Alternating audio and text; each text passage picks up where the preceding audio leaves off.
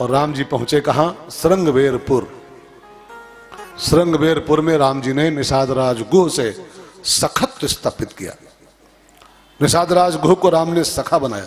सखा मीन्स जानते क्या होता है? कोई बताएगा मैं सखा माने क्या होता? सखा माने, हाँ बोलो बोलो। मित्र, दोस्त, साथी, बराती नहीं। सखा माने होता है बराबरी का दर्जा, बिल्कुल अपने बराबर का दर्जा देना किसी को, इसको सखत तो कहते हैं। देखो सेवक नीचे होता है, स्वामी ऊपर होता है, लेकिन सखा बराबर में होता है। पूछी कुशल निकट बैठाई, जिसको अपने बिल्कुल बराबर में स्थान दे मिले उसको सखा कहते हैं। मित्र मित्र में भेद नहीं होना चाहिए। स्वामी सेवक में भेद होता है, मालिक और दास में भेद होता है। मालिक ऊपर दास नीचे, दास नीचे मालिक ऊपर, बड़ा ऊपर छोटा नीचे। लेकिन सखा माने होता है बिल्कुल जिसको निकट स्थान मिल जाए बराबर में, उसको सखा कहते हैं। तो राम जी ने रामायण में 3 सखा बनाए। भक्त तो उनके बहुत है राम जी के रामायण में, दास बहुत हैं, सेवक बहुत है रामायण में, दूत बहुत है रामायण में, लेकिन सखा केवल 3 है, बस 3 केवल। जानते हैं कौन कौन? पता है किसी को रामायण में सखा 3 कौन बनाए राम जी ने? एक निषाद राज गुह, राम जी का पहला सखा। दूसरा सखा अभी आगे बढ़ के बनाएंगे सुग्रीव को किष्किंधा कांड में। और राम जी का तृतीय सखा बनेगा सुंदरकांड, विभीषण। विभीषण। तो राम जी के 3 सखा रामायण में केवल बने हैं, और राम जी ने पहला सखा बनाया निषाद राज गुह को। और उसके प्रेम के कारण राम जी उसके श्रृंगवेरपुर के बाहर गंगा जी के तट पर एक रात्रि विश्राम किए, एक रात रुके वहां पर। भोर हुआ, बरगद की दूध से राम ने अपने सिर में जटाएं बनाई, सुमंत्र को बरबस वहां से विदा किया है। और गोस्वामी जी कहते हैं निषाद राज गुह के यहाँ गंगा जी जहां बहती हैं श्रृंगवेरपुर के बाहर, अब राम जी को गंगा जी के पार जाना है। बड़े प्यारी कथा यहीं से आरंभ हो रही है, केवट प्रसंग। राम जी गंगा जी के पार कैसे गए थे उस केवट की नौका से, आइए संक्षेप में सुने और राम जी को गंगा जी से पार करें। और पार करें ना, पार खुद हो लें साथ में, है ना। रामायण के साथ लगे रहोगे तो आप भी पार होते रहोगे, हैं। राम जी का कोई खाक पार करेगा? राम जी के बहाने हम लोग पार हो ले, हैं। तो बरबस राम सुमंत्र पठाए, बरबस राम सुमंत्र पठाए, सुरसर तीर आप तब आए, सुरसर तीर आप तब आए।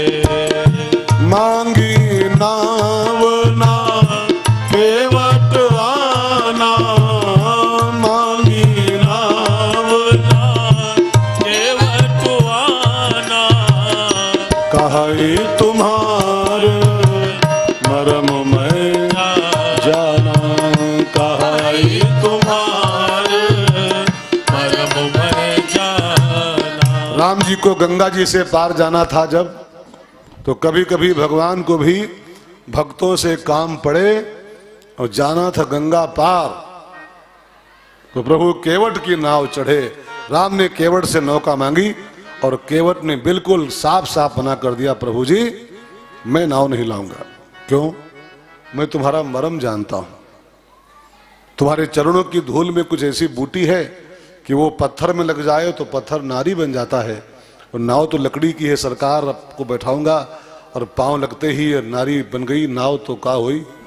एक पहले से है, एक ये बन जाएगी। तो अगर मेरी नाव से चलना चाहते हो सरकार, तो उसका एक ही रास्ता मुझे दिखाई पड़ रहा है, जाओ प्रभु पार अवसी गा चाहो, जाओ प्रभु पार अवसी गा चाहो, तो पद पदुम पखारन कहो। अगर हम आपके पांव धो लें सरकार, धूल साफ कर दें, तो हम पार कर सकते हैं। देखो ये केवट खाली मल्लाह नहीं, राम का भक्त है। ये भक्ति करना चाहता है राम जी की, और भक्ति एक के नहीं होती खाली मंदिर में धूप बत्ती करना, भक्ति 9 होती है, 9 भक्ति।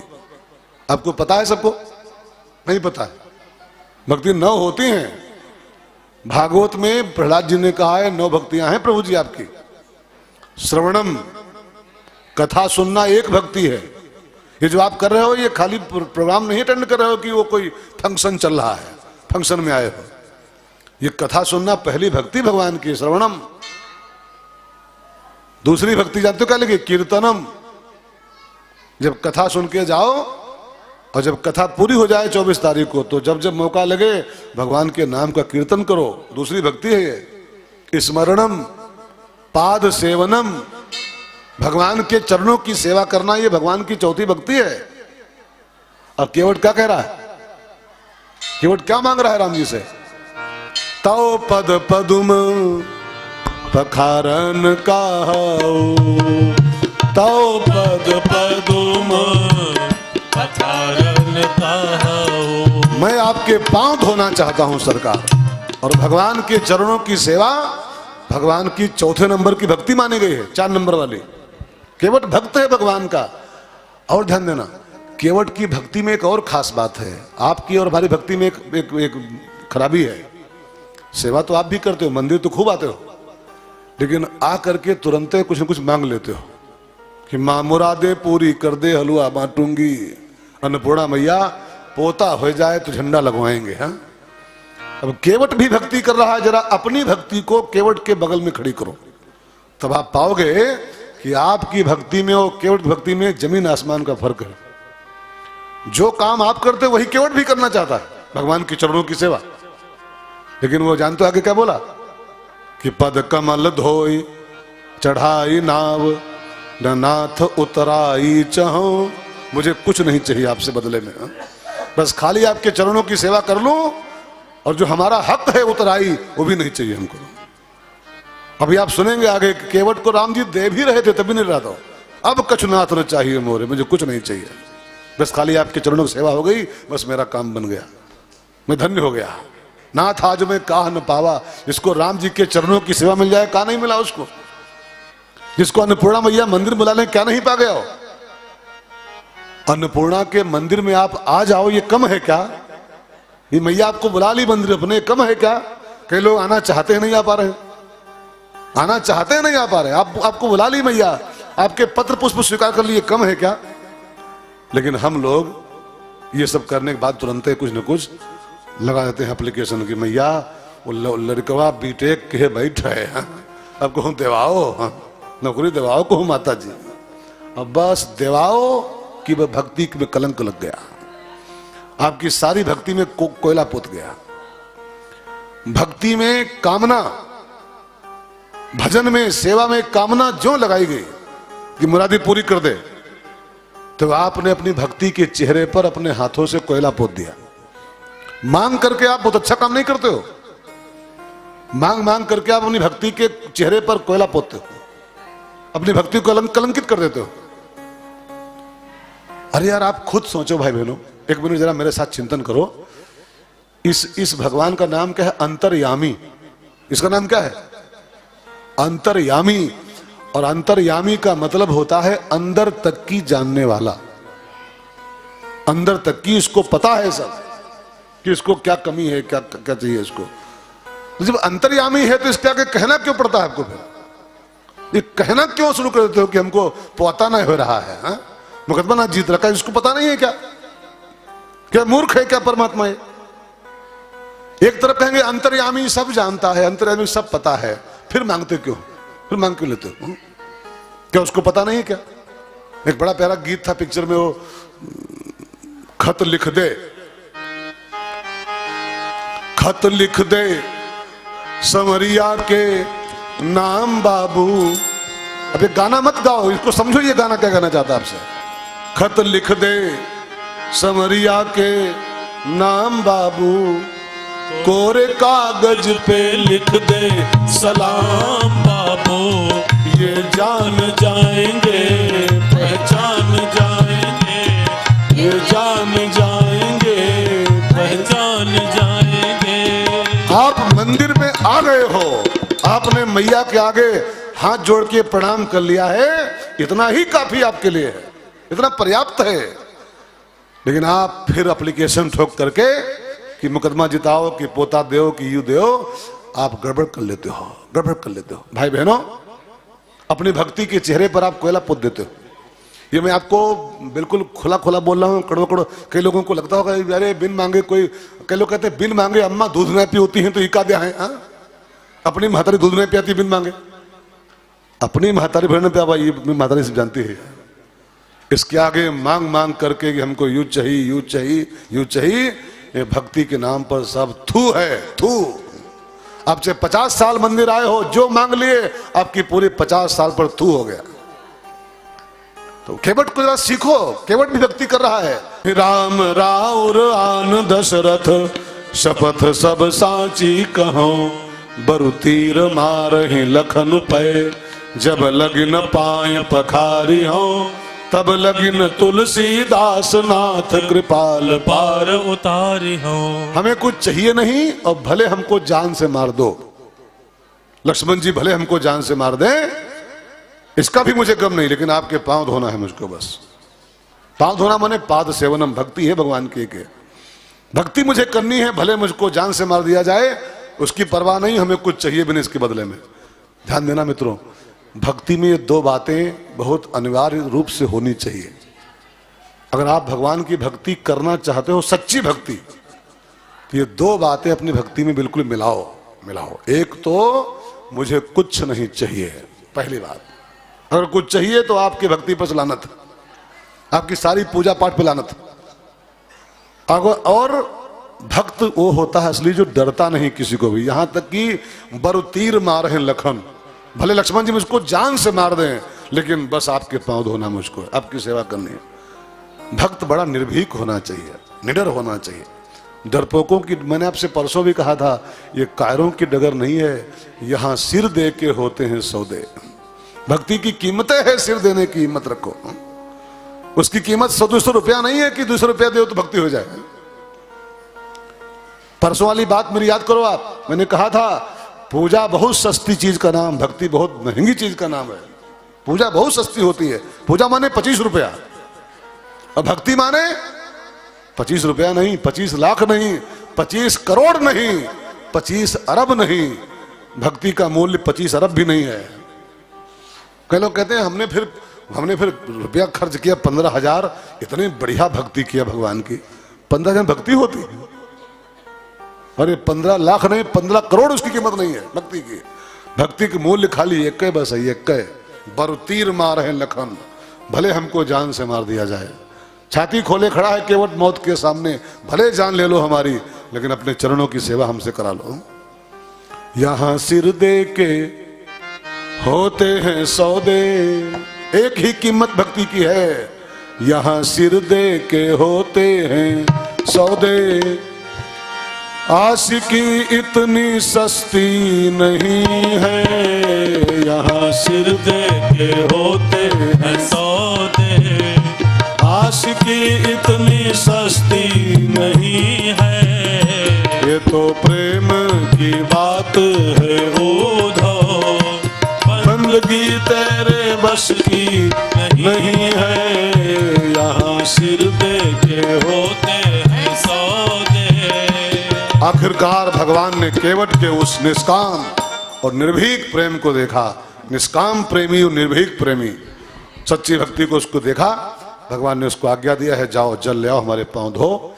केवट ने गंगा जी के जल से अपने कठौते में राम जी के चरण पखारे हैं, और राम जी को पांव धोने के बाद उसने गंगा जी के पार पहुंचाया है।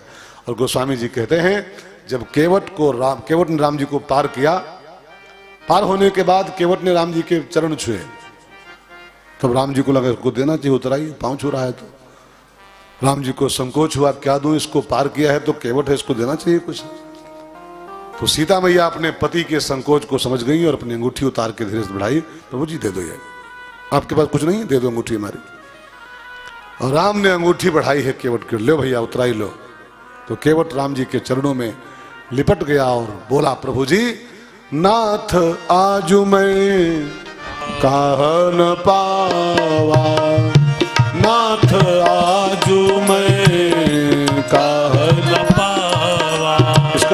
लगता है क्या इधर से? आजो मैं चाह न पावा, मिटे दोष दुख दारिद्र दावा, मिटे दोष दुख दारिद्र दावा।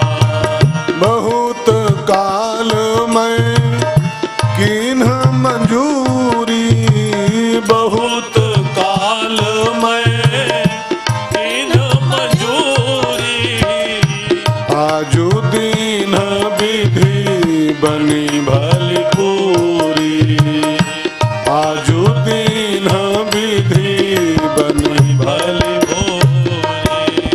अब कछु नाथ ना चाहिए मोरे, अब कछु नाथ ना चाहिए मोरे, दीन दयाल अनुग्रह तोरे, दीन दयाल अनुग्रह तोरे। बात कहो ना भाई बहनों, रामायण में ऐसे लाखों भगत हैं पूरे संसार में जो भगवान से मांगे हो भगवान ने दिया हो उनको, भगवान से मांगे हो भगवान ने दे दिया हो, ऐसे लाखों करोड़ों लोग हैं।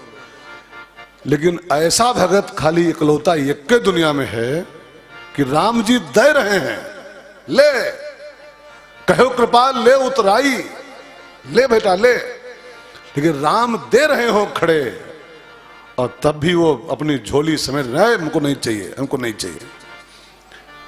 वो राम दें और हम लें ये सामान्य भक्ति है, लेकिन राम दें हम तबहू न लें ये बहुत शिखर की भक्ति होती है। और केवट सामान्य भक्त नहीं है, केवट चोटी का भगत है कि कहो कृपाल ले, अंगूठी लिए खड़े हैं सोने की, वो मणि लगी अंगूठी है सोने की, और केवट कह रहा हमें कुछ नहीं चाहिए ठाकुर जी। और खाली ठाकुर जी नहीं, बहुत कीन सी लखन हट, लक्ष्मण भी हट किए, सीता भी हट की, ले ले भैया ले ले भैया, लेकिन केवट नहीं कछु केवट ले। और जब केवट ने कुछ लिया ही नहीं राम जी से, तब गोस्वामी जी कहते हैं राम जी ने उसको फिर एक बड़ी कीमती चीज दिया, बहुत कीमती सारी चीजों की जो सिरमौर है, जो मणियों की मणि, संसार में सार की सार जो चीज है भगवान की भक्ति, तब भगवान ने उसको वही भक्ति प्रदान किया अपनी है। गोस्वामी जी कहते हैं नहीं कछु केवट ले तब विदा कीन्ह करुणायतन, भगति विमल बरु दे, उसको विमल भक्ति का वरदान दिया और फिर राम जी वहां से आगे बढ़े। ये खाली कथा नहीं है, मैं आज कथा नहीं कह रहा हूं कुछ भी, ये सब कहानियां इतनी बड़ी बड़ी है ना कि खाली केवट कथा चाहिए 3 घंटे पूरे पूरे। मैं केवट को ठीक से कहूं तो 3 घंटे चाहिए, ठीक से कहूं तो। अभी 3 घंटे की जगह हम 3 मिनट में खाली बोले हैं, 3 मिनट में 3.5 मिनट में, तो कहाँ 3 घंटे की बात है ये, पूरे 3 घंटे की, और उसको 2.5 मिनट में पूरी किया मैंने है। तो कथा नहीं कह रहा हूं कोई भी, और कथा कहने का समय भी आज बिल्कुल नहीं है, मुझे सबरी तक पहुंचना है आज कथा में लेकर के। तो मुझे खाली एक बात कहनी है पूरी कथा के निचोड़ में, नहीं कछु केवट ले तब भगत विमल बरु दे। इस सिद्धांत को जरा कहीं गठियाओ किसी कोने में, गांठ बांधा करो इन सब बातों को, खाली सुनना मत कि वो भागवत हो रही है। अभी गेट लगा है वहां भागवत लिखा हुआ है, भैया गेट पढ़ रहा था, लिखा है विष्णु महायज्ञ और श्रीमद् भागवत महापुराण की कथा। हद है यार, गेट लगाने वाले भी नहीं जानते कि भागवत है कि रामायण है यार, उनको यह नहीं पता है कि राम कथा हो रही कि भागवत हो रही है, क्या कहा जाए। अभी गेट पढ़ो यहाँ पर क्या लिखा है, लिखा है भागवत, ये भागवत हो रही है, ये भागवत हो रही है, ये रामायण हो रही है। जिसको भागवत और रामायण में फर्क नहीं मालूम है, हद है यार, कि रामायण क्या होती है भागवत क्या होती है। भाई बहनों, भागवत अलग चीज है, रामायण दूसरी चीज है। गेट लगवा है भागवत का, हद। विष्णु महापुराण, विष्णु महायज्ञ और भागवत महापुराण, हद। अरे वैधई, इसको वैधई कहते हैं। भज गोविंद गोविंद गोपाला, भज गोविंद गोविंद गोपाला, भज गोविंद गोविंद गोपाला, भज गोविंद गोविंद गोपाला।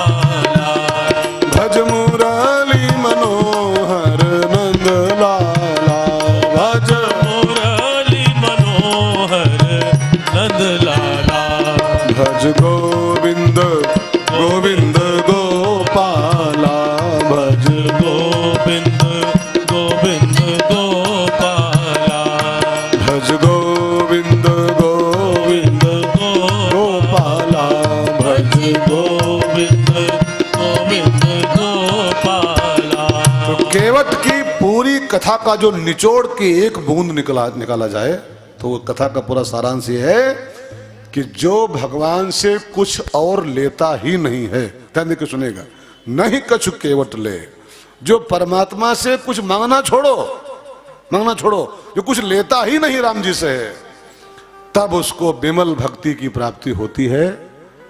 अगर भक्ति पाना चाहते हो तो इस कथा को सुन के आप भी फैसला करो कि मैं आज के बाद मंदिर आऊंगा जरूर, लेकिन कुछ मांगूंगा नहीं कभी भी। अगर आप मांगना बंद कर दो, आज से भिखारीपना बंद कर दो, भिखारीपना, तब ये भक्ति प्रदान करेगी आपको।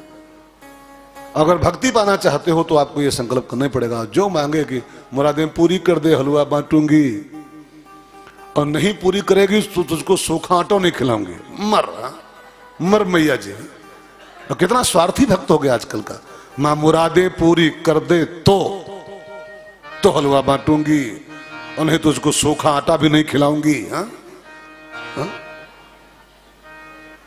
अब मुरादें पूरी कर तो हलवा खा, और नहीं तो मर।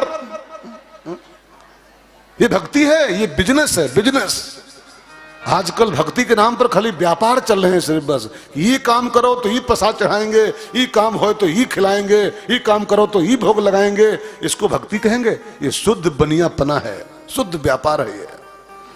आजकल भक्ति के नाम पर 99% संसार में व्यापार ही चल रहा है। बस नाम कह रहे हैं, भक्ति कर रहे हैं, हम भगवान के भगत हैं। भगत खाक हो कि बनिया हो कि भगत हो? ये तो बनिया गिरी हुई कि ये कर तो ये ले, ये कर तो ये ले, ये मेरा काम कर तो ये पूजा कराएंगे, ये कर तो ये पूजा कराएंगे, ये तो बनियागिरी हो गई।